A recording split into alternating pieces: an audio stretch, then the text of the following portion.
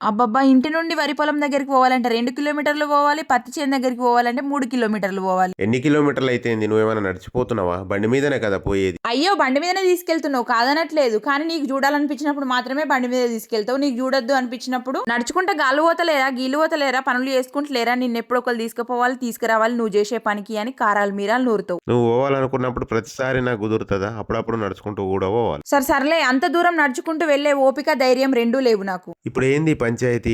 నువ్వు చేసేదేమో గోరంతా, చెప్పేదేమో కొండంతా. ఆడ పత్తేరదామంటేనేమో మంది దొరుకుతలేరు. ఈడ పొలాన్ని చూస్తేనేమో పొలానికి రోగం వచ్చింది. అమాసకు పున్నానికి ఒకసారి పొలం కాడికి పోయే నువ్వు దూరం ఉంది దగ్గర ఉందని ఓ లొల్లి. ఓ నన్ను అనకుండా నీకు రోజు గడవదనే విషయం నాకు తెలుసులే గానీ వరి పొలానికి వచ్చిన రోగానికి సొల్యూషన్ ఏంటో వెతుకు ఫస్ట్. ఇంకా సొల్యూషన్ ఏమున్నది? ఆ రోగానికి సంబంధించినటువంటి మందు 2 రోజులలో కొట్టాలి. ఈ 2 రోజులలో మన ఇద్దరమైనా వెళ్ళి పత్తెరుడు కంప్లీట్ చేయాలి మరి. మన ఇద్దరమ్మా? నాతోటి కాదు, నువ్వు ఒక్కదానివే. నా ఒక్కదాంతో కూడా కాదు గానీ ట్రై చేస్తా. వీడియో నచ్చితే లైక్ చేసి ఛానల్ సబ్స్క్రైబ్ చేసుకోండి ప్లీజ్.